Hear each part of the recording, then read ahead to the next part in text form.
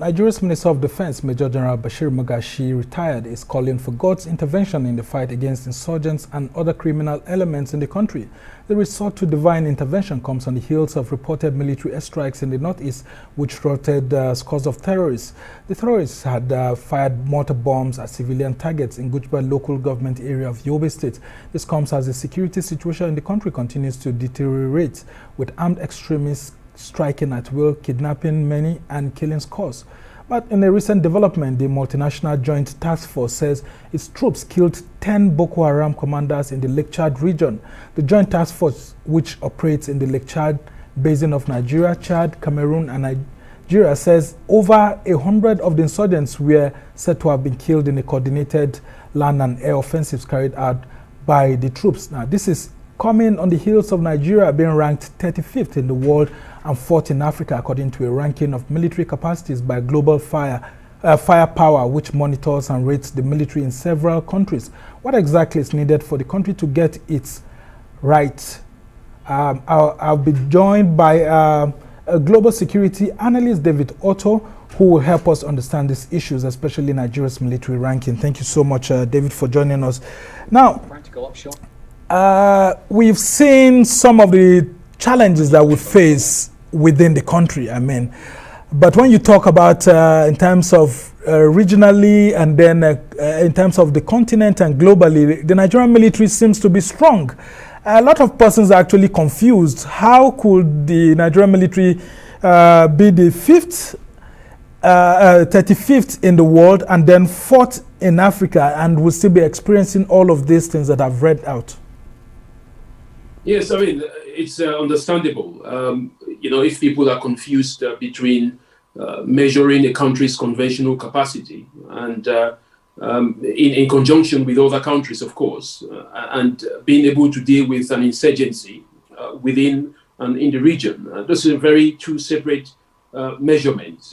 Nigeria's capacity in terms of its military might is not necessarily, that does not necessarily mean that it can deal with insurgency movements the same way that it might, for example, deal with a conflict with another country, which of course is measured in a conventional capacity. So these are very separate things that should be understood separately.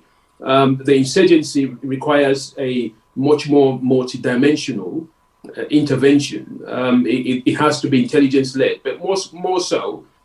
This is, a fight that has to be led by the people. But when it comes to conventional warfare, this is a measurement that is done, from military to military, which is, another country's military with Nigerian military. So they are very separate issues and must be treated separately. Now, let's look at the countries that are top before Nigeria in Africa. We have Egypt coming first in Africa, then followed by South Africa, then followed by Algeria, then before Nigeria. How would you compare these other armies compared to Nigeria? Yes, of course. As it's been compared, these are much more powerful in terms of their capacity, as compared to Nigeria. But, some of these countries have also had. They also have internal issues. South Africa, for example, has its own internal crisis, within the space that, it cannot just deploy the military to deal with that. There is an existence of ISIS in Egypt. Countries like Ethiopia are experiencing war as well, just like Nigeria is doing the same. So I think, when it comes to comparing conventional military capacity, it's a completely different metrics of measurement. Again, yes, Nigeria is the most populous black country in the world, and one of the most powerful, as we've seen in Africa, in terms of its military forces. But it cannot be measured in the same terms and metrics with how to deal with groups like Boko Haram, the likes of the Islamic State of West Africa, so-called, and all the bandits that are operating, and other insurgency movements, within the country, or terrorists or criminals, as you may want to call them. Again, it's all about the kind of national strategy. If a country has the right national strategy to deal with either terrorists or bandits or criminals, then, no matter how small the military is, then, it can still deal with that. As a matter of fact, it's not about how much military capacity you have that, you'll be able to deal with insurgencies or criminal groups within your country. It's more or less, about the kind of strategy that you develop. So bigger in terms of military is not always the right way to go. And we've seen that, with countries like the US. Look at even Russia struggling to deal with Ukraine. But look at the size of Russia's army. So it's not all about might. It's all about how you devise your strategy to deal with an opponent. And would you say that Egypt's position as number one is based on the military alliance that it has with the United States, and how the US has constantly strengthened the Egyptian military by providing lots of aid and then equipment and all of that? Yes, I mean, that could be one factor. It could also be that the country spends a lot on, augmenting their military capacity. That perhaps could be their priority. Each country, in comparison, has what its priority is. So perhaps Nigeria's priority is not to increase its conventional capacity. It may also be that not all countries are very willing, for example, the United States, to give Nigeria the kind of arms and ammunition that it does require.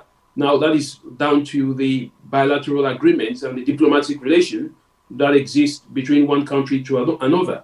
So Egypt, for example, can be much more seen as a favor of the state for the United States to, trade weapons, but Nigeria might not be the same.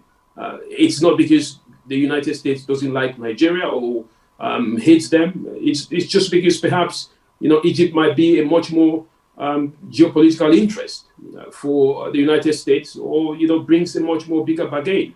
So there are so many factors that can be used to conclude or not conclude. As we try to round off this conversation, you could hear me earlier on reading this story about the Minister of Defense calling for divine intervention in Nigeria and all of that, while the House of Representatives are calling for his sack and that of the NSA. What do you make to that resort to the divine, when, the expectation by members of the public is for the military to physically do this job and get off the terrorism radar? I think, with all due respect to the Easter period, which we are, just leaving behind, and also the holy month of Ramadan, which most of our brothers are going through, that's a very, different dynamics. Spiritualism has its role to play. But I very much doubt, with my experience, that you need divine intervention to deal with insecurity. This is a very practical, request or requirement. If you have the strategy, then you can be able to, deal with this situation. I think God is overworked, to be called upon to deal with the country's insecurity. I mean, this is the job of the leadership, to devise a strategy to deal with the constant insecurity that is experienced in the country. But again, it comes down to the will of the people that are in charge, calling for somebody to be dismissed or sacked from his position. This is something that has happened in so many instances, and it's not about sacking one security chief or another. We've seen that it doesn't actually work that way. I think the best way to deal with this is to go back to the drawing board. Let the people have the political will. Let the government make sure that there is that high level of accountability. That's the best way to deal with things, from a security perspective. All right, David Otto is a global security analyst, and we must thank you for joining us to share your insight into this ranking of the Nigerian military as the 4th in Africa and then the 35th in the world. Thank you so much for joining us. Well, that's how it's been for this edition of the Arise interview. Do join us again tomorrow from me and the entire team here in Abuja. Goodbye and thank you for watching. I'm Sam Nasambo.